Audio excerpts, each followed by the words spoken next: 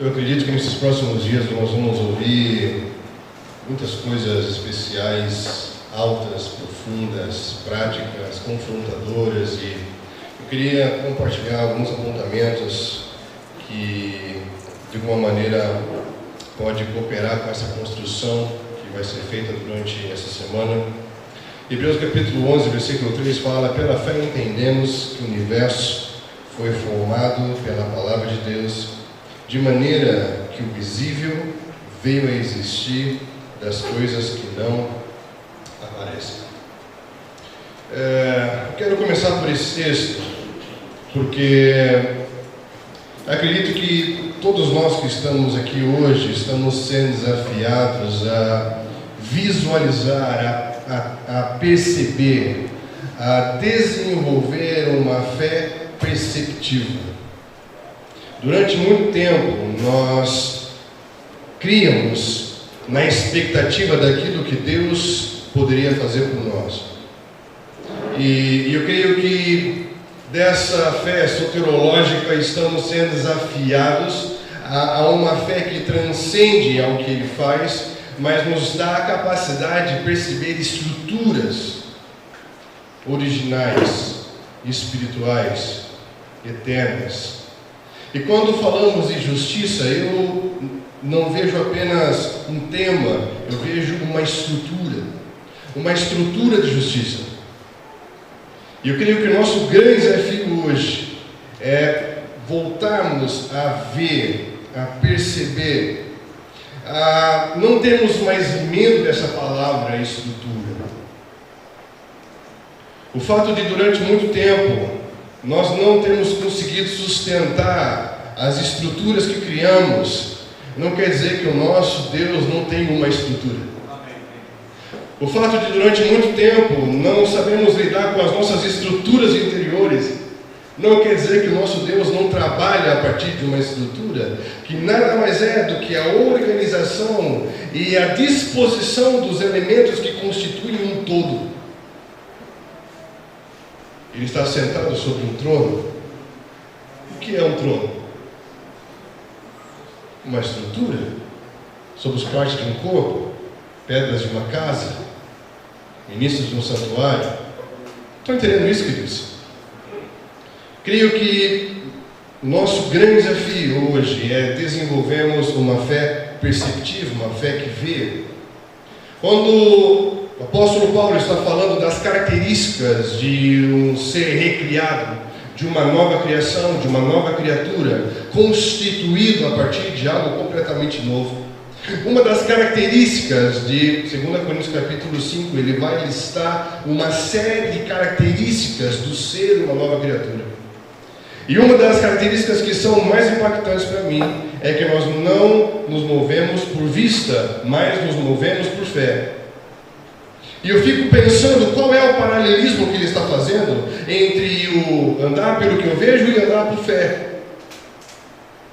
E a impressão que eu tenho é que o andar por fé é andar por uma maneira de ver. Ele está falando que um ser recriado, ele não anda mais apenas por aquilo que os seus olhos naturais podem ver, mas ele anda por uma nova maneira de ver, que é por fé. A fé é uma maneira de ver, de enxergar, é uma perspectiva. Estamos juntos? Pela fé, entendemos, ou pela fé, percebemos que o universo foi formado pela palavra de Deus. Paulo está falando de uma narrativa, o autor aos Hebreus está falando de uma narrativa de vários e vários homens relevantes na história que tiveram uma fé perceptiva, homens que viram algo e construíram a partir do que viram e manifestavam uma justiça na terra. Porque a justiça nada mais é do que Deus agindo de acordo com a exigência da sua própria natureza. Por isso, precisamos ter essa capacidade de ver, de perceber. O universo foi formado por meio da palavra, que é uma pessoa. Primeiro apontamento que eu gostaria de fazer é esse. Que possamos, durante essa semana, perceber que vamos ouvir muito, não apenas sobre um tema, não venhamos ouvir apenas de forma sistemática, mas tente construir algo de forma sistêmica. Tente perceber que cada palavra, que cada elemento, que cada momento vai cooperar para que você consiga ver uma grande estrutura de justiça que está se armando para estabelecer um testemunho sobre toda a terra.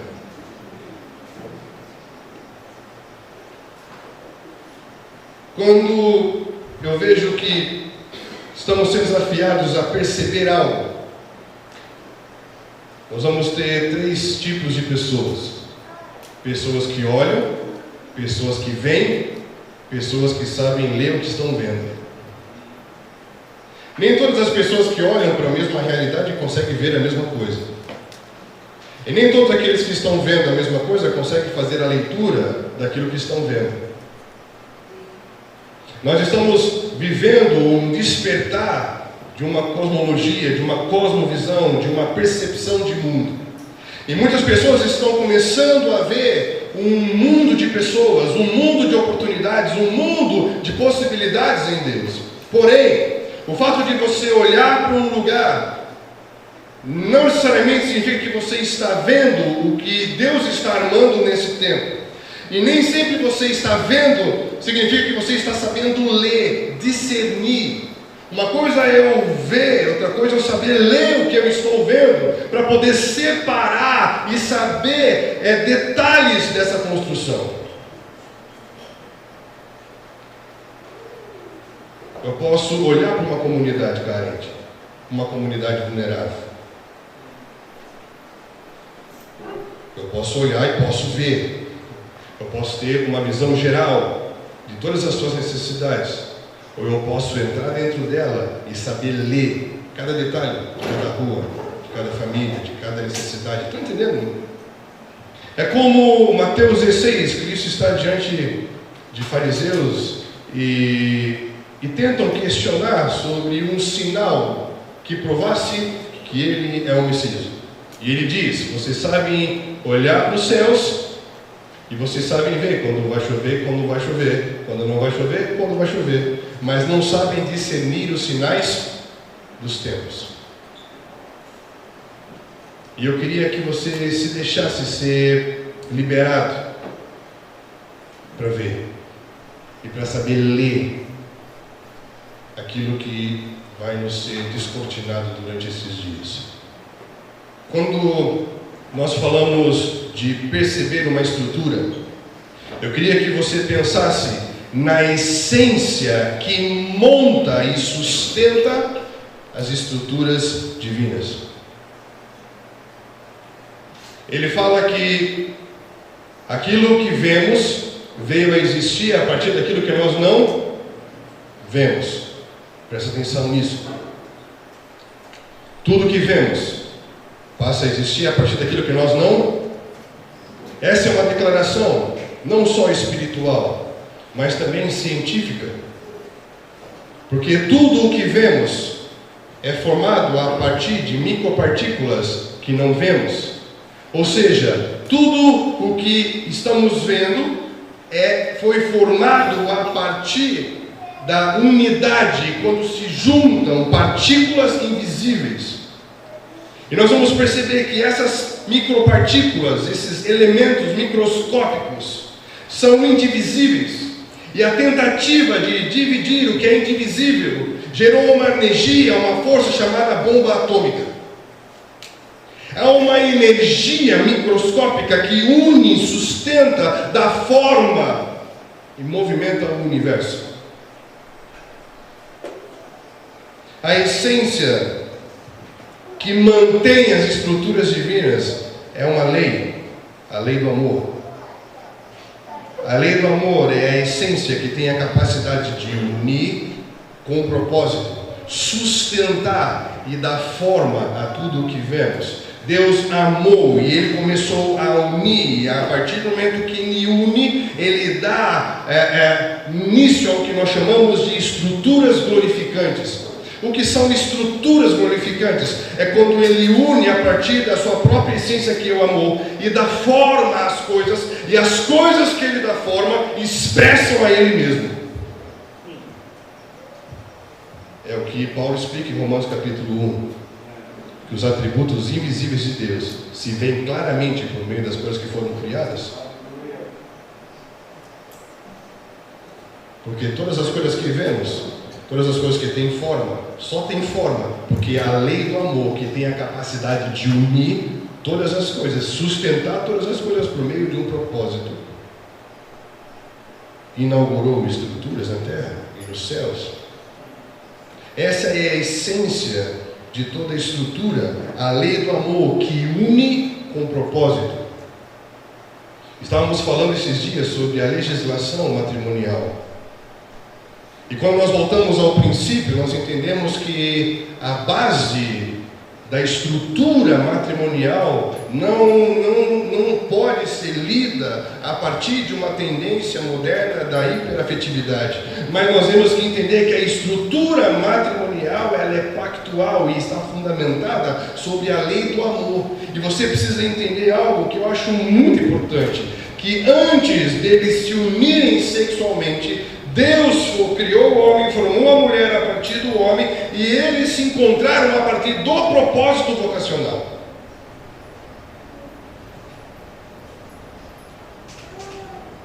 O amor que une da forma as coisas está relacionado com um propósito e não com a carência. O homem só percebeu que precisava de alguém quando estava envolvido, mergulhado na sua vocação. O homem não sabia que precisava de alguém. Deus viu, antes do homem ver, que ele precisava de alguém. Mas o homem não viu que precisava de alguém. E nem sabia que precisava de alguém. E para que serviria mais alguém? Mas Deus sabia que ele ia precisar de alguém. E ele mergulhou na sua vocação e começou a falar com a criação. Porque é assim que homens que estão dentro de uma estrutura pactual de justiça fazem. Eles falam, ordenam, deliberam. E ele estava falando com a criação, nomeando e ordenando, porque essa era a sua vocação. Guardar e proteger, estabelecer, expandir, empreender, era isso que ele tinha que fazer. E quando ele estava fazendo isso, ele se deu conta que precisava de alguém. Porque o homem é visionário, o homem tem semente, mas o homem precisava de alguém para ajudar no papel executivo, administrativo, de poder gerar, expandir, estender, aumentar o seu nível de atuação e exercício de autoridade. E aí ele percebeu que precisava de alguém, porque ele estava carente? Não, porque ele estava totalmente envolvido com a sua vocação. Está entendendo? Muito bom. E aí do homem ele formou a mulher, e eles foram unidos primeiramente em Deus, a partir do propósito e da vocação. A relação sexual pode ligar pessoas, mas não tem a capacidade de unir pessoas. Você pode estar ligado sexualmente com um monte de gente e não estar unido com ninguém. Porque o que une pessoas é o propósito, e o que Deus uniu não separa o homem. Essa é a lei do amor.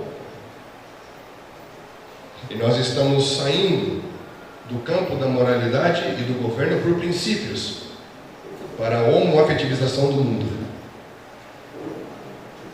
em que o homem agora não é mais governado pelos princípios, mas sim pelo sentimento, pela emoção, pela experiência, pela afetividade. Estão entendendo? Isso não tem consistência. Isso é narcisista, isso é egoísta.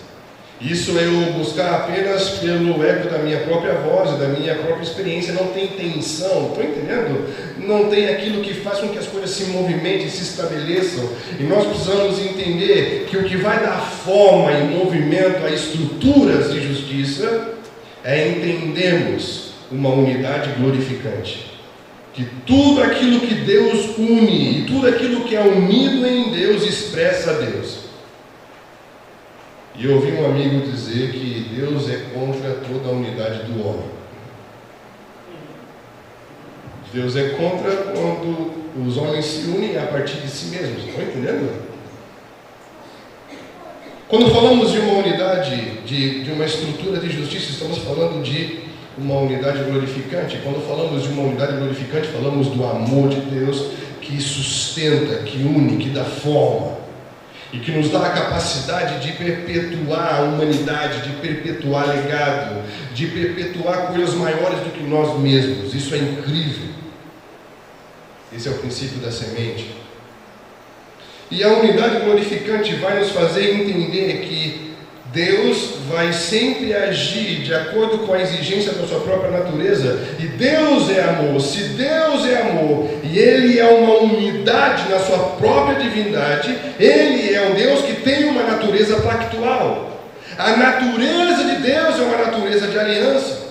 E a justiça é quando Deus age em conformidade com a sua natureza pactual, de acordo com a sua estrutura de aliança. Porque Ele é um com o seu Filho e com o seu próprio Espírito. É uma estrutura pactual. Estão entendendo isso? Por isso que uma das maiores figuras da relação pactual é o matrimônio.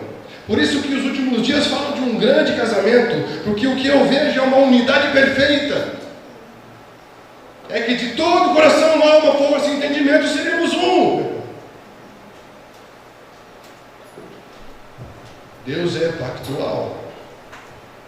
E há uma justiça no pacto, porque o pacto estabelece uma estrutura de amor, uma estrutura provedora, uma estrutura protetora, uma estrutura que posiciona, que estabelece, que dignifica,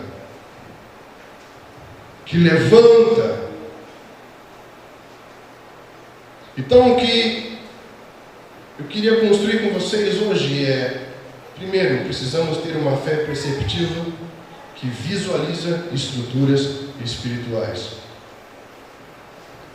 A partir do momento que eu vejo estruturas, assim como Noé viu uma estrutura, Deus não deu uma estrutura pronta, Ele teve que ver e construir.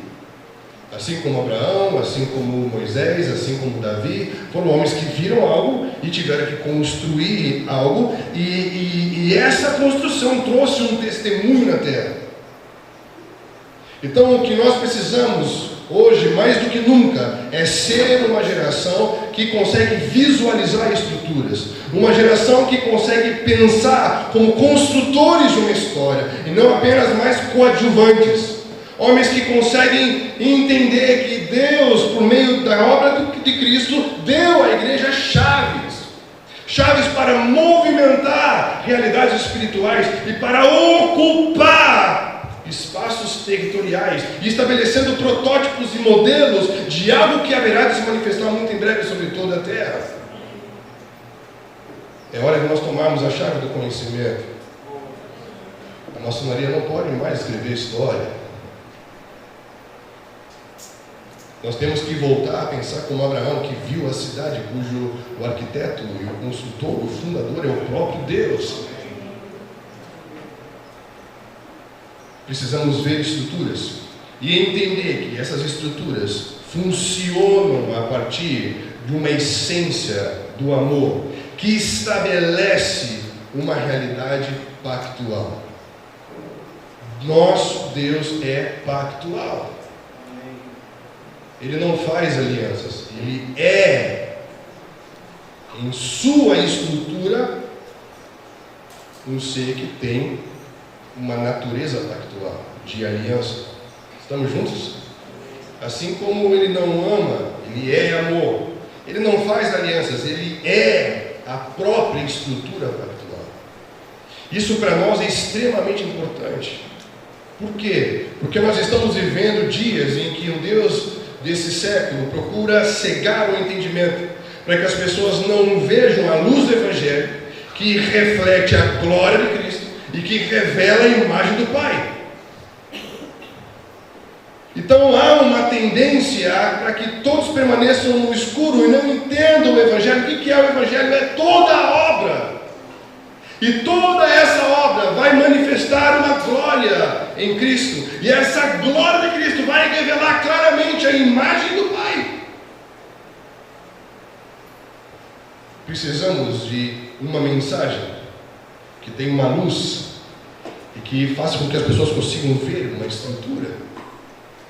Estamos juntos? Uma estrutura pactual, uma estrutura de aliança.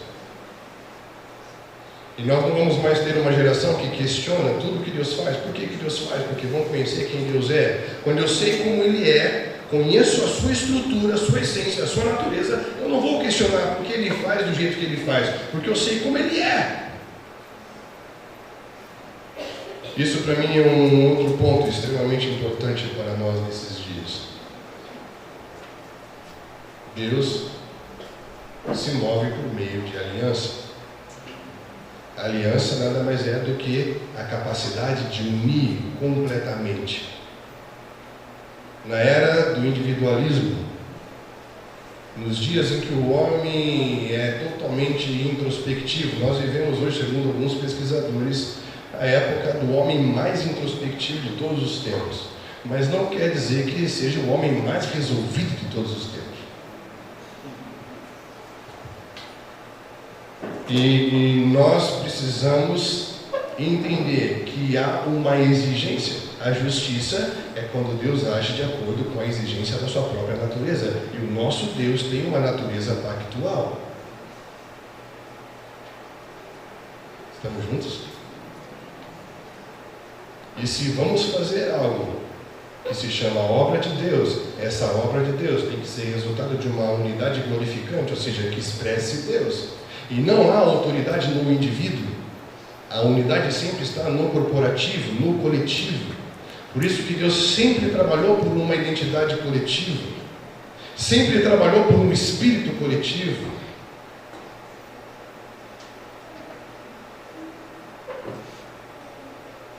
Estamos juntos?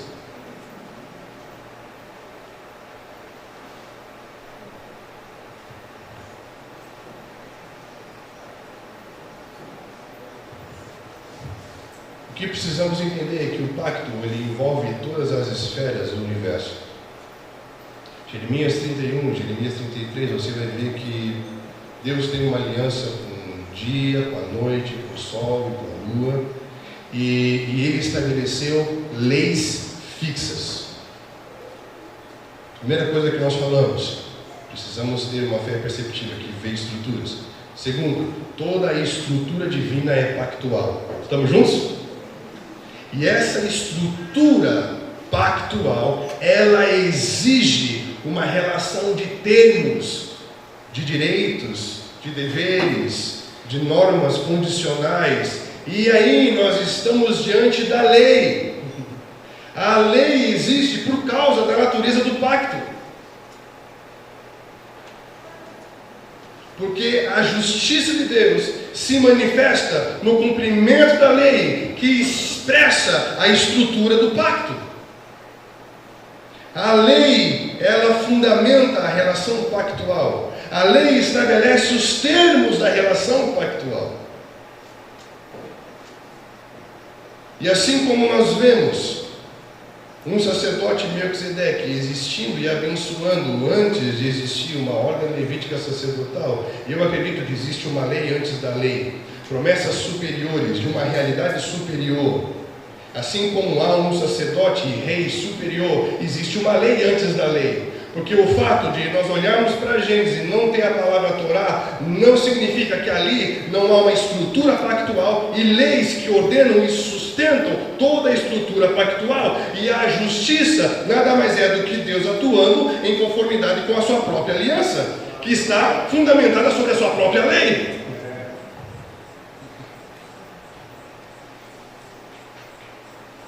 Porque se o pacto tem uma dinâmica que é prover, proteger e posicionar, quando ele começa a criar, ele se envolve com toda a sua criação. Nos primeiros 3 dias, ele posiciona as realidades do universo, posiciona céus, atmosfera, águas, terra. Nos próximos 3 dias, ele preenche as estruturas que ele separa e coloca o homem como um agente guardião. Ele posiciona, ele provê e ele protege. Ele deu a terra ao homem para que o homem cultive, guarde, proteja, empreenda, venha expandir. Estamos juntos? A forma como ele cria é pactual. Ele está totalmente envolvido com o que ele cria. Ele é um com o que ele cria, ao ponto de mostrar a sua própria divindade e os seus atributos no que ele cria. Ele conversa com o que ele cria. Ele dá ordem à terra e a terra produz. Ele tem uma relação pactual com a sua criação. E o homem como um agente de justiça, um homem que tem a função de agir em conformidade com a natureza pactual de Deus, e em conformidade com a estrutura legislativa da própria aliança, ele também fala com essa criação, ele ordena essa criação, e há uma relação de justiça, que não tem a ver com riqueza e com pobreza, mas com todas as coisas nos seus devidos lugares.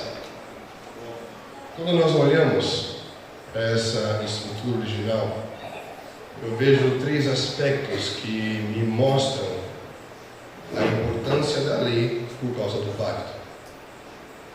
E se você for olhar em vários textos do Antigo Testamento, da Torá, dos primeiros 5 livros da Bíblia, principalmente do Deuteronômio, você vai ver Moisés falando sobre mandamentos, estatutos e juízos. E se você for estudar o significado da palavra lei, não apenas Torá, mas a palavra lei mesmo, ela vai estar relacionada com esses 3 aspectos da realidade pactual.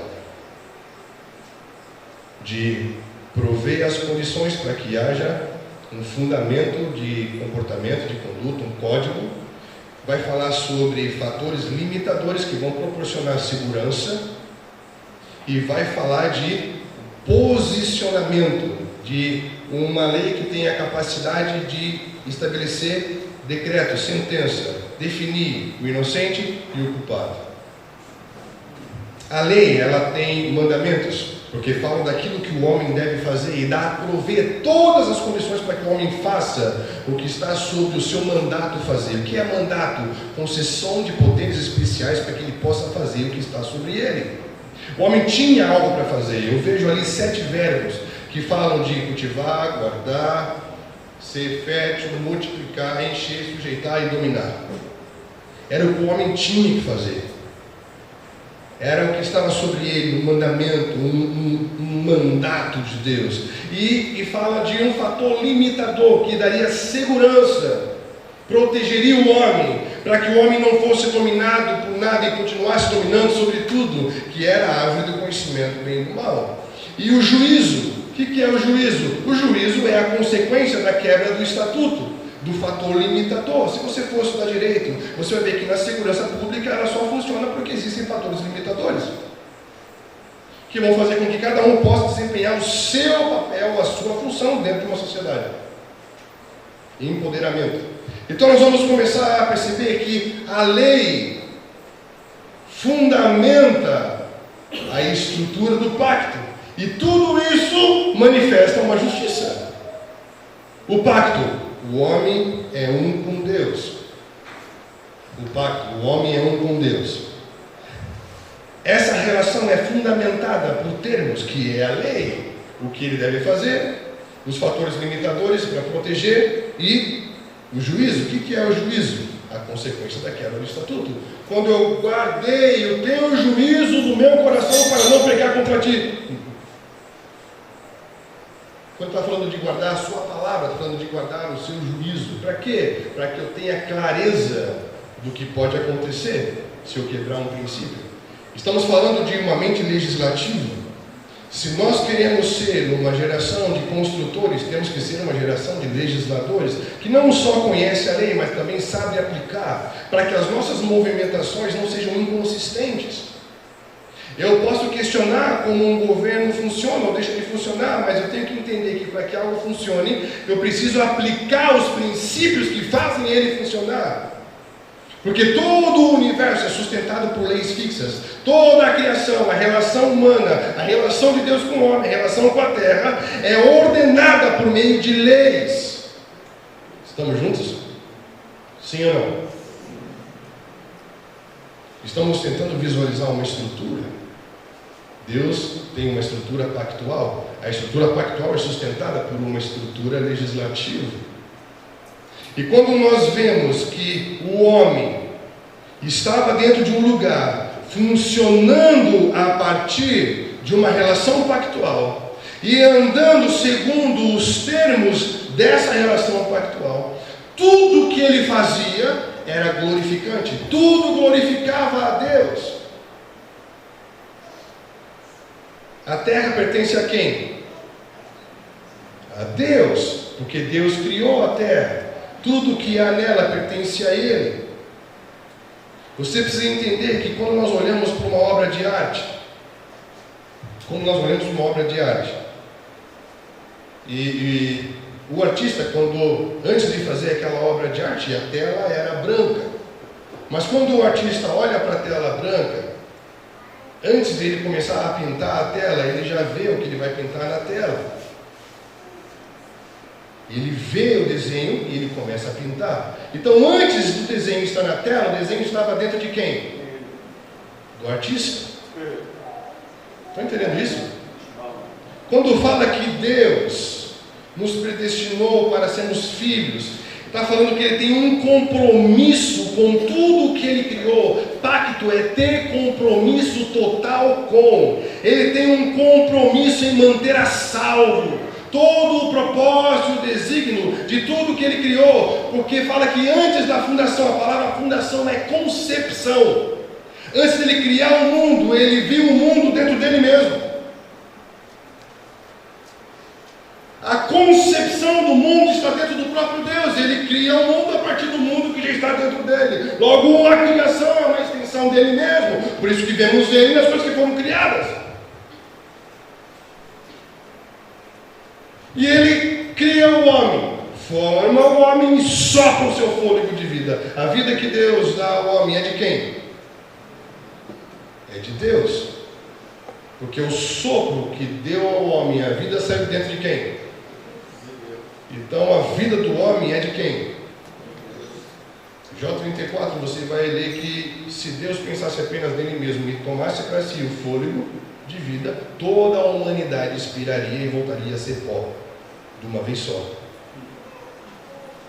Então a vida do homem é de quem? A terra que Deus criou e deu para o homem cultivar e guardar pertence a quem? É uma estrutura. É o que eu chamo de uma estrutura glorificante. A terra é de Deus, o homem tem a vida que é de Deus. Por isso que quando esse homem começa a cultivar, a palavra hebraica, a palavra avad, que é a mesma palavra para prestar culto do mandamento de Êxodo 20.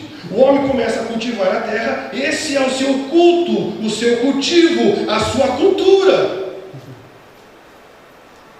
Porque a vida dele pertence a Deus, a terra pertence a Deus, logo tudo que ele faz, essa estrutura de Deus, glorifica e expressa quem?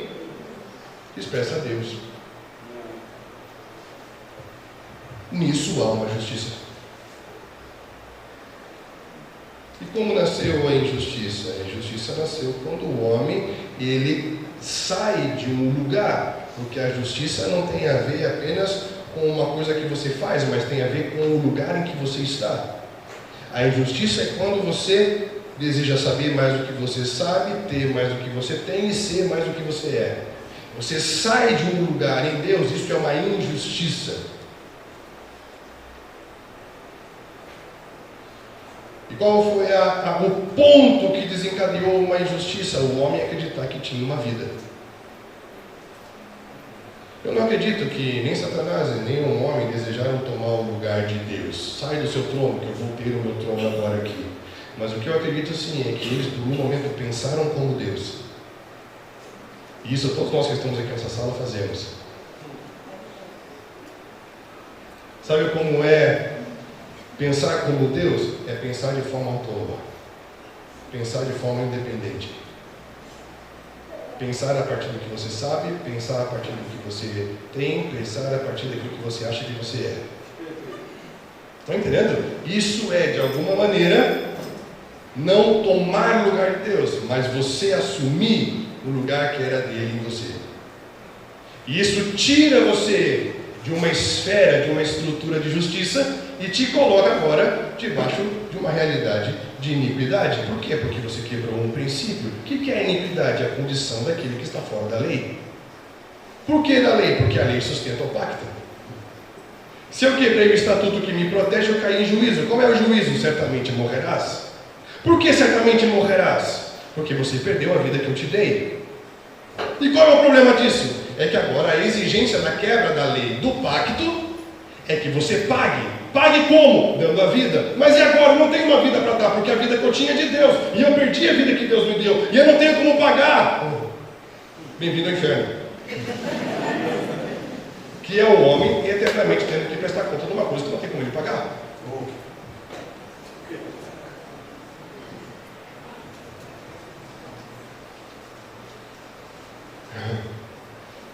O homem quebrou uma estrutura pactual porque quebrou um princípio da lei. Estão entendendo isso? Os seus olhos se abriram para uma nova cosmovisão e agora ele vê a partir daquilo que ele pode tocar e não mais a partir daquilo que ele antes ele via por meio de uma realidade espiritual e eterna. Ele criou uma nova realidade dicotômica e agora ele está numa nova posição em que afetou a sua relação com Deus, injustiça, afetou a sua relação com a terra. Toda essa estrutura foi afetada e o homem agora está debaixo de uma condenação de morte. E o homem não tem como pagar a exigência da lei. Qual é a exigência da lei? Presta atenção. A questão não é que Deus é mau, Deus tirou o homem do jardim, Deus agora matou o homem. Não é questão se Deus é bom ou se Deus é mau, a questão é que havia um pacto, e o pacto sustentado pelos seus termos, pela lei. Eu quebrei a lei, automaticamente eu caí em juízo. Estão entendendo? Isso é justiça.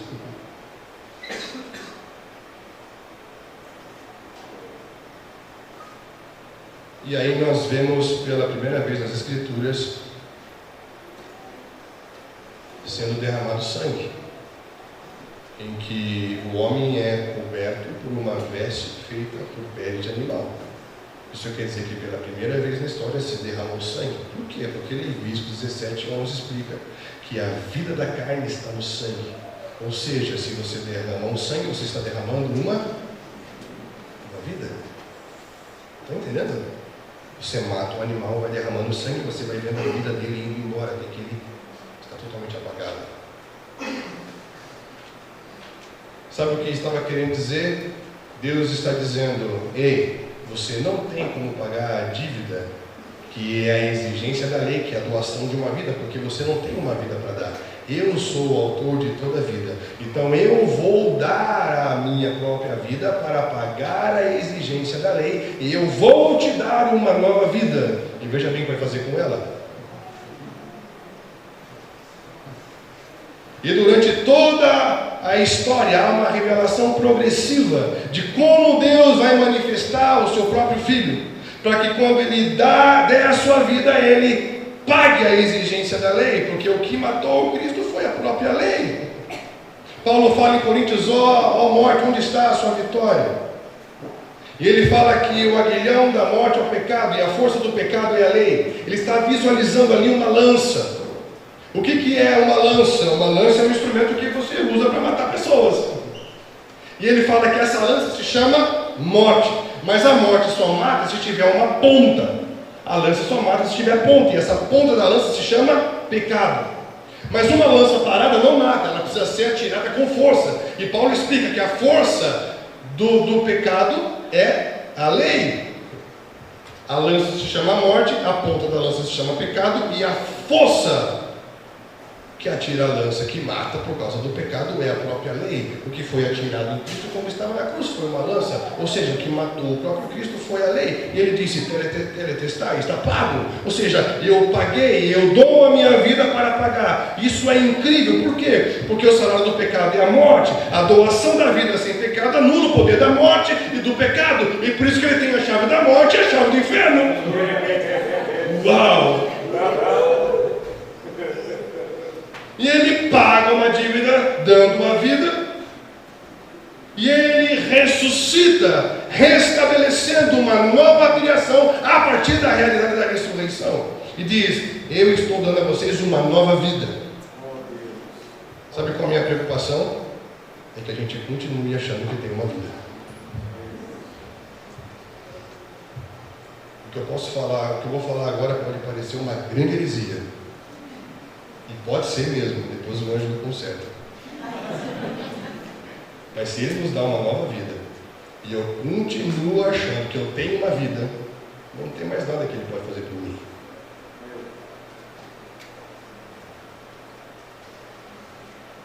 Todos os homens da história que levantaram altares foram homens que estavam tentando trazer de novo uma justiça.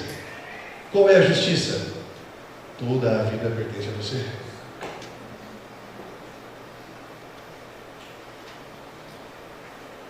E a minha preocupação é que a gente continue oferecendo para ele apenas o melhor daquilo que a gente pode fazer, como a oferta de Caim. Mas Abel derramou o sangue dizendo: eu não sei como viver fora do jardim, eu não sei como vai ser daqui para frente, mas eu estou dedicando a vida a você. Derramar sangue significa: estou declarando que a vida pertence a você, estou dedicando toda a vida a você. Estão entendendo? Antes de Noé fazer qualquer coisa numa nova terra renovada, com um novo tempo, uma nova humanidade, ele levantou um altar dizendo: toda a vida eu dedico a você. Isso é entender de novo a estrutura do pacto e toda uma legislação que faz com que isso funcione e haja uma justiça. E um princípio que nós precisamos entender é que toda a vida pertence a Ele. Você não tem uma vida. A vida é dele. E estamos debaixo de propósitos e desígnios. E o tempo que você tem é limitado. Por isso não há nenhum motivo para você estar tranquilo.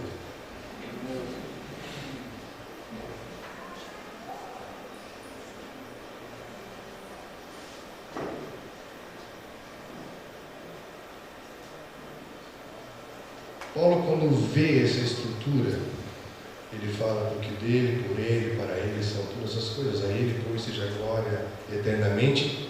Amém. E ele continua dizendo: ei, rogo-vos que vocês se ofereçam como um sacrifício vivo, porque esse é o culto, o serviço com o entendimento, o serviço espiritual, que vai fazer com que vocês rompam com toda uma mentalidade desse século, dessa hora, dessa ordem, dessa administração caída, e você começa a ser transfigurado.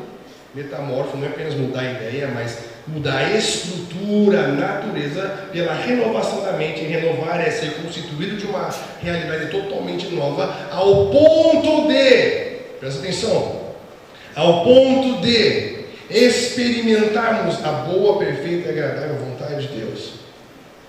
Paulo está falando que a partir do momento que começarmos a visualizar essas estruturas originais, nós vamos começar a ser modelado por uma realidade eterna.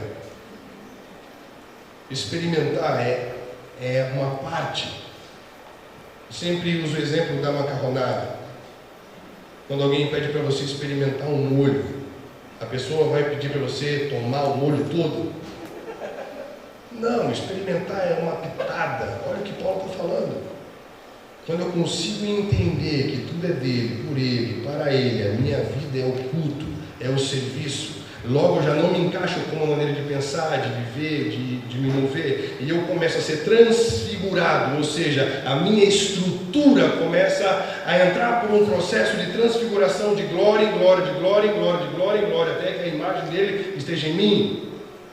Isso é a renovação, sendo constituído de algo novo, e isso me permite experimentar. Sabe o que é experimentar? É você começar a viver uma parte da boa, perfeita e agradável vontade de Deus, aquilo que há de se manifestar na sua plenitude. Fala de um testemunho presente de um reino vindouro. Agora, já nesse momento, começarmos a trazer uma manifestação de uma justiça.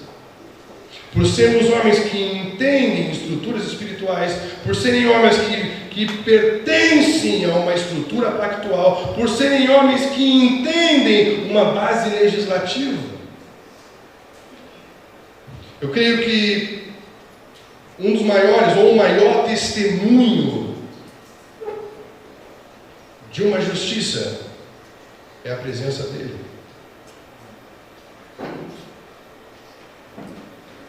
Porque o que havia na estrutura original de um jardim plantado no Éden era a presença dele. Nós podemos fazer coisas boas e podemos fazer coisas funcionarem, mas quando eu sei que há uma justiça? Quando eu sei que eu estou construindo a partir do que eu estou vendo? Quando eu sei que há uma relação e uma dinâmica pactual nisso tudo? Quando eu sei que há uma mente legislativa para ordenar tudo isso? Quando eu sei que essa justiça é uma justiça divina? Quando a presença dele está. Nós podemos fazer coisas boas. Por isso que muitas vezes o povo de Israel é confrontado com relação à sua própria justiça.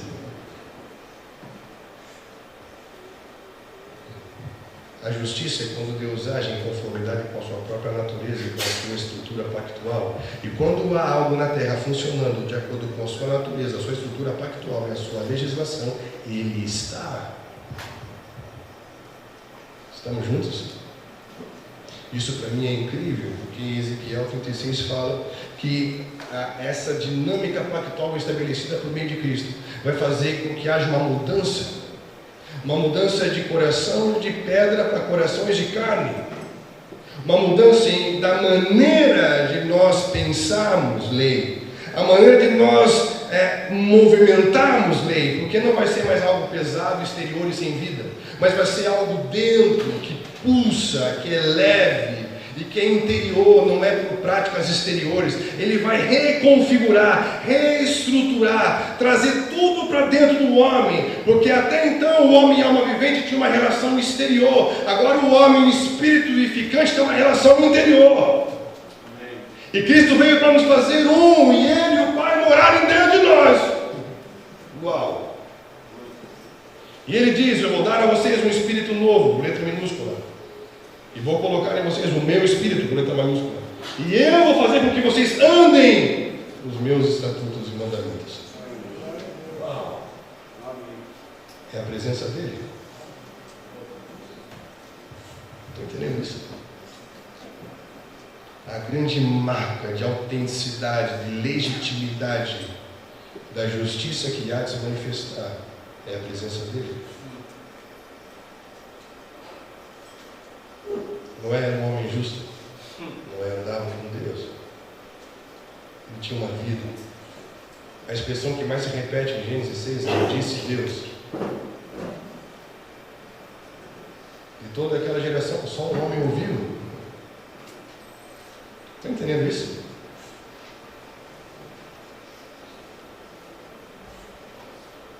Gênesis 15 fala que Abraão creu que poderia ser um herdeiro de um novo mundo. Algo que ele não poderia contar olhando para os céus, nem para as areias do mar. E ele creu, ele foi fiel ao que ele ouviu, e isso foi creditado na conta dele. Foi atribuído a ele como justiça. E ele tinha a presença dele. Eu creio que a aliança é a grande estratégia para que nós possamos avançar nesses últimos dias. Amém. Amém. Entender que estar dentro de uma estrutura pactual, entendendo como legislar a partir do Espírito, entendendo que o Sermão do Monte, logo depois que ele sai do deserto, ele vai para o Sermão do Monte e ele começa a falar de um tipo de gente específica, que tem um tipo de disposição de coração específica, para poder saber lidar com a lei, poder construir uma cidade sobre o monte. E ele fala primeiro daqueles que têm fome e sede de justiça, e daqueles que serão perseguidos por causa da justiça. Por quê? Porque a justiça de Deus, quando tem o testemunho da presença dele, ela vai trazer transtorno e perseguição. Nós não podemos romancear a justiça e associar a justiça apenas com boas obras. Justiça é a manifestação da presença de Deus na terra. E isso vai te trazer problemas. Por quê? Porque a justiça tem a ver com o governo. Quando homens e mulheres, dentro de uma estrutura pactual, a partir de uma mente legislativa, com o testemunho da presença de Deus, começarem a atuar dentro da educação, dentro do governo, dentro da economia, isso vai fazer com que a sua fome pela justiça traga a você muitos problemas.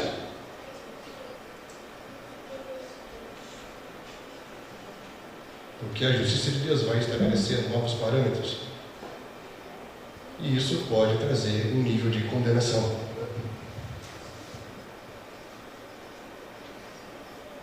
Estamos juntos?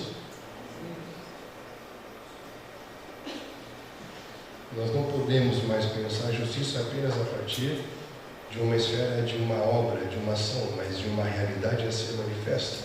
Por isso que ele fala de buscar o reino e a sua. Por quê? Porque nós sabemos que a justiça está falando de homens que estão dentro de uma estrutura pactual, que sabem legislar, e homens que sabem legislar governam. E nós precisamos desenvolver mentes de pessoas para governar, que sabem entender princípios, leis, ordens, arquitetura. Não apenas pessoas passionais, que não entendem processos, que não entendem os tempos. Nós não podemos ser homens de pensamentos humanos, carnais.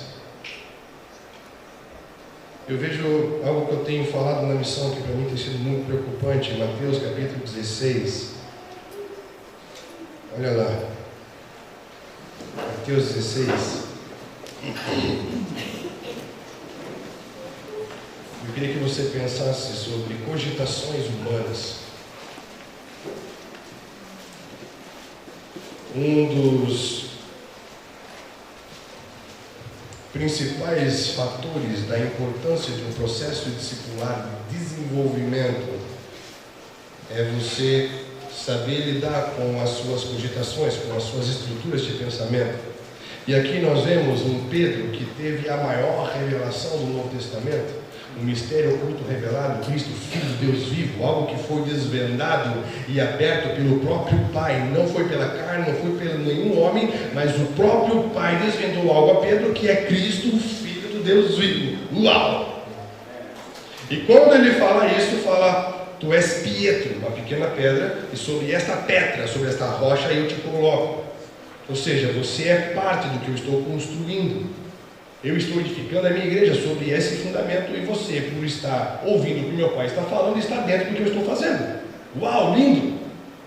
E você vai ter chaves para movimentar realidades espirituais, e você vai ter autoridade para ocupar portas, lugares de influência, de entrada, de saída, posição, e restabelecer novos limites na terra. De repente, Cristo vai começar a falar sobre o processo para que isso se cumpra. E ele fala: eu vou me entregar, vou ser morto e vou ressuscitar no terceiro dia. E nesse momento Pedro chama ele de lado e fala: de maneira nenhuma eu vou deixar isso acontecer com você. Nessa hora, Cristo olha para o mesmo Pedro e diz: arreda-te, Satanás, porque agora você se tornou para mim uma pedra de tropeço.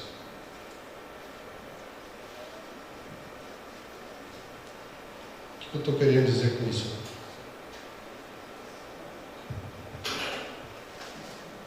Que nesse momento Pedro, ele deixou de ser parte daquilo que Cristo estava construindo para se tornar uma pedra no meio do caminho, um atrapalho. Por quê? Porque agora ele não estava mais tendo cogitações espirituais. Olha o que ele diz ali. Não cogita das coisas de Deus, e sim das coisas dos homens. Cogitações são pensamentos. O problema é que muitas vezes nós estamos fazendo coisas, estamos envolvidos com realidades revelacionais, e muitos de nós aqui temos revelações incríveis da parte de Deus, e a minha preocupação é que você tenha a sua própria interpretação da revelação que você teve. Quando Pedro tenta ter a própria interpretação da revelação que teve, ele passa a pensar dentro de uma estrutura humana, e cogitações humanas são cogitações satânicas.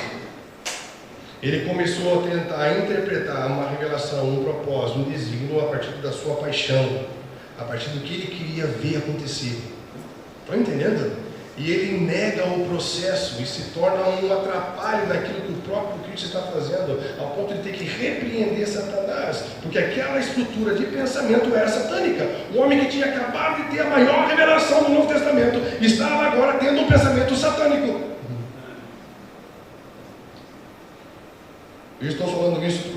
porque o testemunho da justiça que há de se manifestar nesses próximos dias tem a ver com a presença dele. E eu não quero fazer coisas a partir da minha interpretação, das minhas próprias cogitações humanas. Estão entendendo? Porque eu posso estar tentando fazer algo achando que é o máximo, eu vou salvar o Salvador do mundo. De maneira nenhuma isso vai acontecer com você. Ele estava tentando salvar Jesus o tempo todo, puxa espada, mata soldado, cola a orelha, ai que transtorno. Por quê? Porque ele não estava conseguindo render a sua mente. Ele tinha a sua própria interpretação de tudo que deveria acontecer. Ele não rendeu a sua mente ao processo. Ele teve que ser vencido.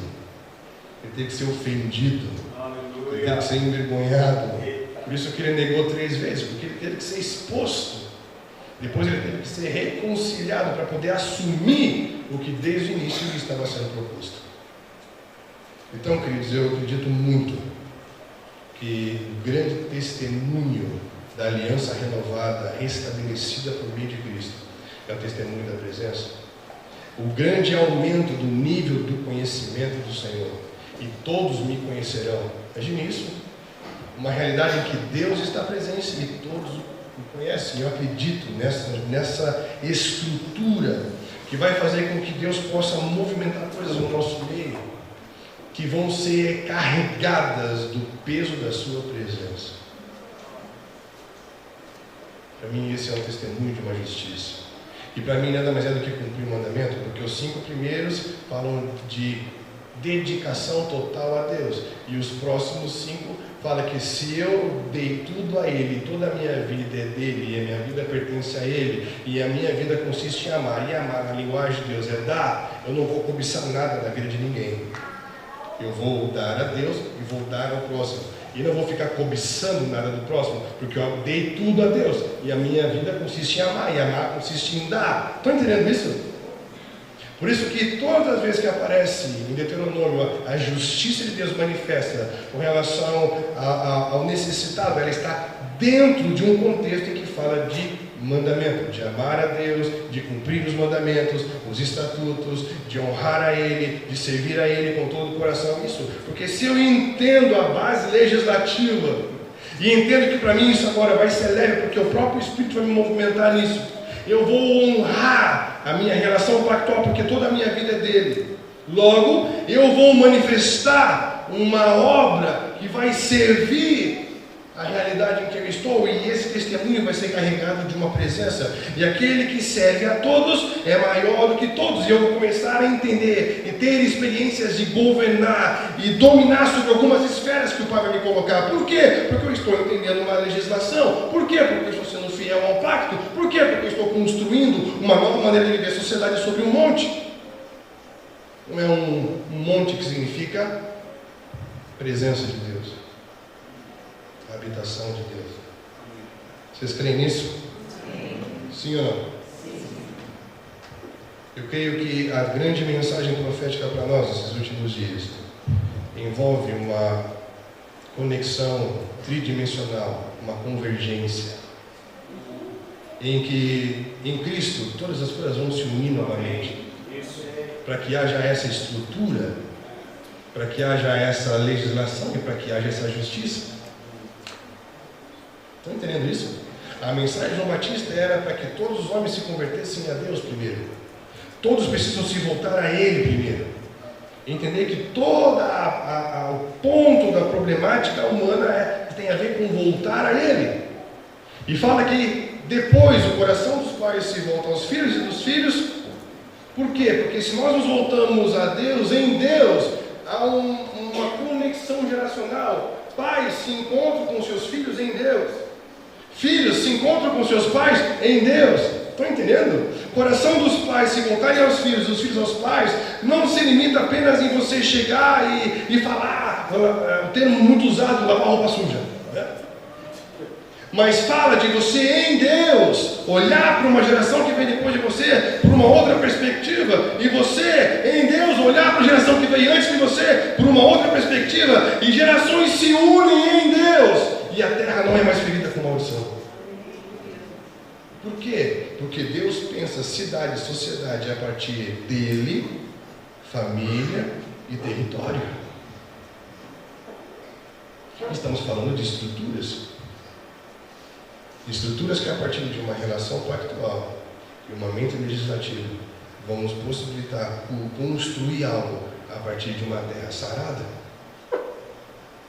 Eu acho incrível quando em 2 Samuel 21, Davi entra num momento em que há seca, não chove, e ele vai orar e consultar o Senhor, e o Senhor fala para ele que aquela seca era por causa de um pacto que havia sido quebrado por parte de Saul com os gibeonitas. Eu fico pensando, uau! Uma geração que tem uma mente, que entende estrutura pactual e tem uma mente legislativa, ela vai simplesmente entender como ser ministro de reconciliação para que haja uma liberação daquilo que afeta a terra. Reconcilia algo com Deus e reconcilia algo com a terra. Essa é a conexão tridimensional que João Batista fala, e a mensagem profética: homens se voltarem a Deus, em Deus se encontram, e a terra não é mais ferida com maldição. Uma geração que pensa de forma pactual, ela vai manifestar uma justiça, assim como Abraão. Não sei se você já parou para pensar o que significa Deus dizer para Abraão: Abraão, eu sou o teu escudo.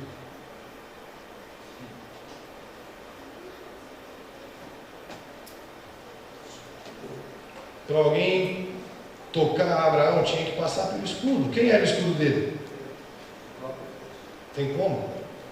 Estão entendendo o nível de proteção e de autoridade que estava sobre ele?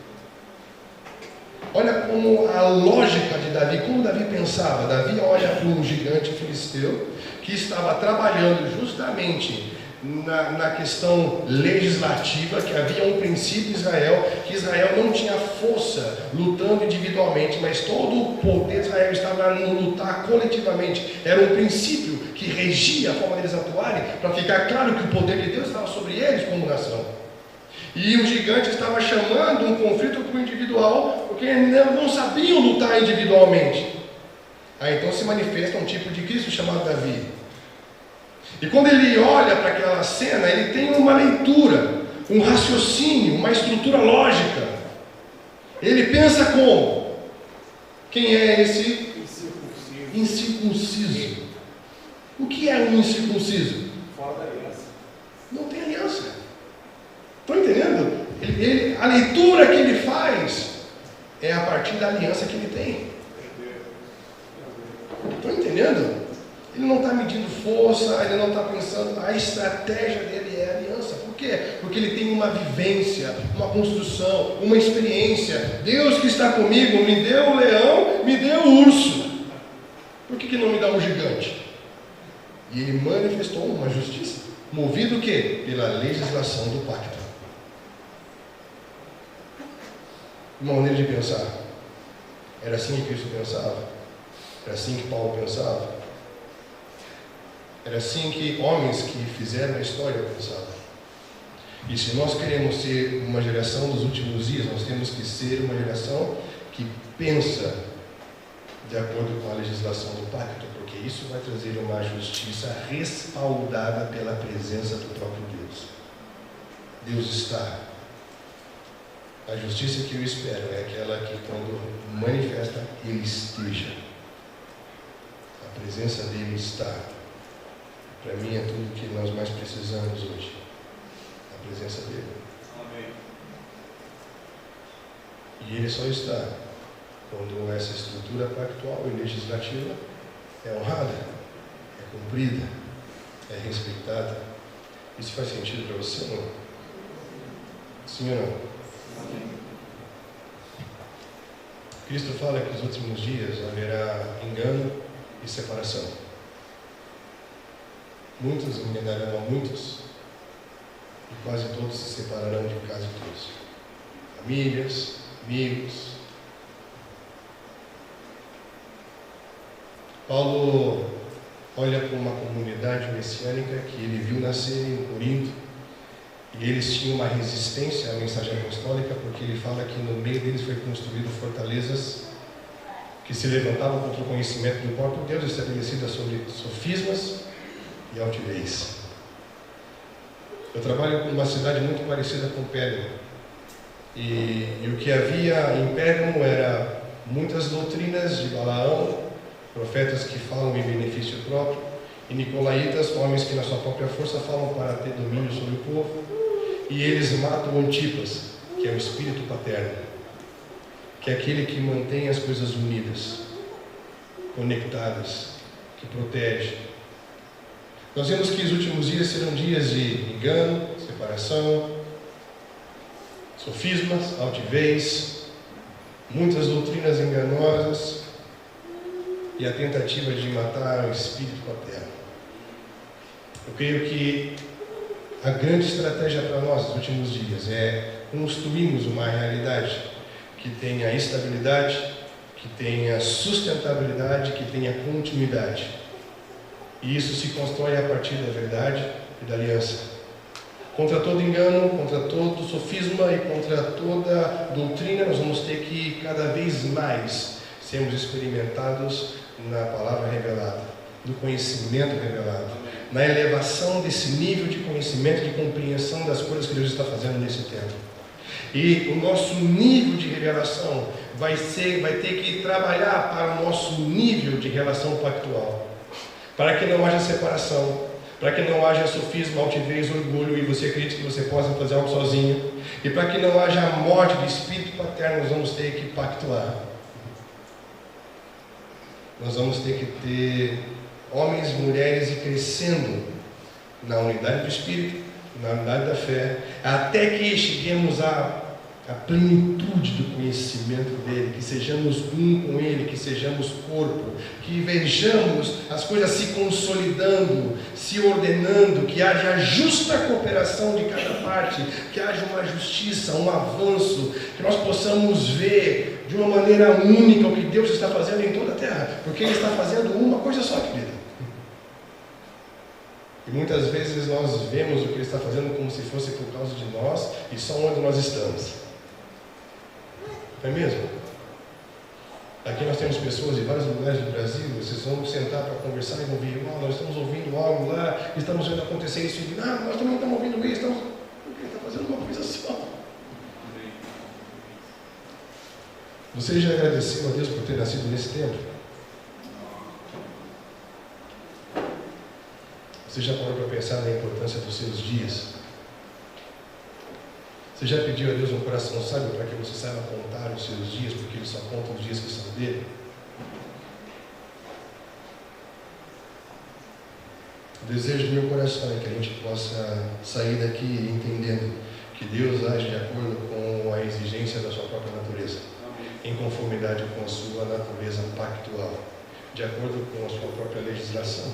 Isso vai trazer para nós uma justiça que tem como testemunho a sua presença. Você crê nisso? Eu queria que você pensasse,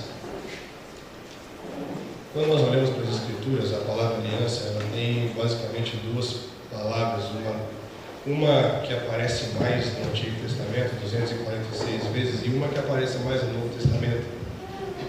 A palavra que aparece no Antigo Testamento é a palavra berit, que significa cortar, que significa derramar sangue para unir, e é a palavra derivada de bara, que é criar, modelar. Eu queria que você entendesse que Deus está criando um novo homem a partir dessa unidade estabelecida por meio do sangue de Cristo. Isso envolve a gente, mais uma vez, reafirmar a dedicação da nossa vida, dizer que nós não temos uma vida. A nossa vida pertence a Ele. E o berit significa reafirmar o princípio de vidas trocadas. Entende? Ele morreu, a morte e a condenação que era minha, para que eu possa viver a vida dele. E estamos vivendo uma nova vida juntos. Ele deu uma vida para nós perdemos, ele nos deu a vida dele. Você entende isso? Por isso que nós somos um agora, e a realidade do espírito edificante é diferente da alma vivente.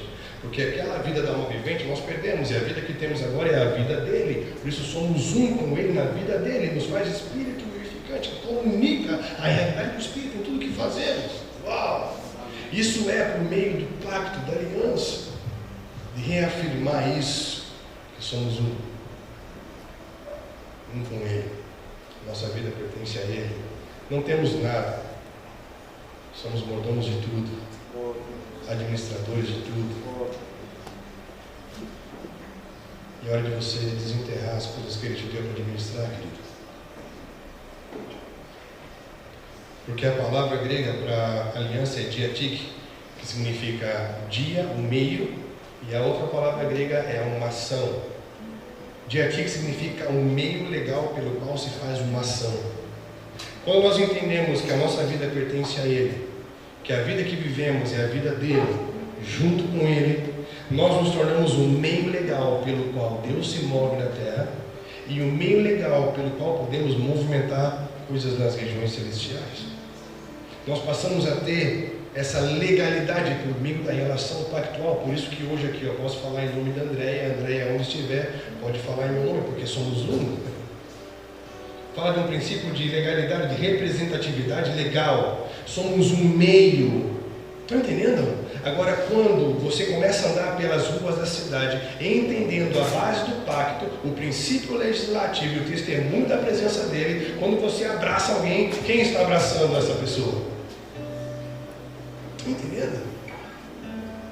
Não é apenas dar um pão, é falar para essa pessoa, vem para o lado de cada força.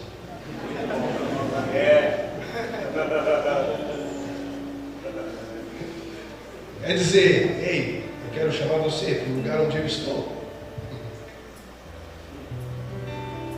Porque uma das coisas que mais me impacta nas Escrituras é que a primeira coisa que Deus perguntou ao homem não foi o que você fez, foi onde você está. E nós só perguntamos para as pessoas o que elas fizeram, mas não paramos para pensar que o grande problema é o lugar que elas deixaram por causa do que elas fizeram. E a grande justiça é trazer de volta as pessoas para o lugar onde elas caíram. Ei, lembra-te depois de onde caíste, volta, arrependa-te e volta à prática das primeiras obras. Reassume quem você é, o que você tem que fazer a partir do lugar que você perdeu. E para mim, o nosso grande chamado hoje é fazer com que pessoas possam ser reposicionadas dentro dessa estrutura. E ali elas vão funcionar, haverá uma justiça. Estamos juntos? Sim ou não? E como vamos fazer isso? Sendo diatique, sendo o meio legal pelo qual essa realidade vai se manifestar. Seja o meio por meio do qual essa justiça haverá de se manifestar. Uma justiça cheia, encharcada da presença, com o peso da presença. Seja vivificante, seja um meio legal, desenterra as coisas que por causa do seu medo você parou de administrar. Deixa a autocomiseração, deixa o sentimento de que você não sabe, de que você não consegue. Procura banqueiros, procura pessoas que te ajudem. Você precisa ter atitude, porque quando ele vier, ele vai tirar daquele que não administrou e vai dar aquele que teve mais. Por quê? Porque ele teve capacidade de administrar melhor. Então nós precisamos entender a nossa função nesses dias. Somos um meio legal. Estão entendendo isso? Somos um meio legal. Por isso que os anjos passaram por Abraão antes de chegar a Sodoma, passaram por Moisés, passam pelo meio. Por isso que Deus não pode fazer coisa alguma na terra sem antes falar com os seus profetas, porque somos um meio legal pelo qual Deus move a terra, e somos um meio legal pelo qual podemos mover em Deus coisas nos céus. Muitas coisas podem começar a se mover se nós começarmos a tomar a nossa posição dentro dessa estrutura pactual, dentro dessa realidade legislativa. Sermos construtores de uma nova história. Todos nós que estamos aqui hoje estamos aprendendo a viver em comunidade. E para mim, aprender a viver em comunidade é aprender a construir um tipo de sociedade. Porque nós não estamos visualizando uma denominação, estamos visualizando estabelecer novos padrões de relacionamento, novos padrões de negócio, de família, de criação de filhos, de arte, de cultura, não é? Então estamos pensando uma nova maneira de viver sociedade. Isso é construir uma cidade sobre um monte.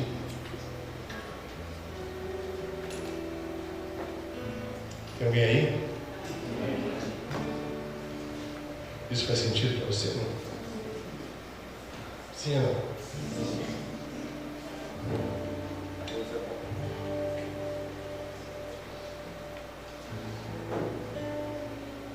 Nós somos e existimos para o louvor da sua glória. Essa é a sua razão de ser e existir. Que Ele seja visto, que Ele seja reconhecido. Seja no comer, no beber ou qualquer outra coisa. Glorifique Ele, expresse a Ele, seja fiel a Ele, dependa dEle. Porque tudo que não provém de fé é pecado.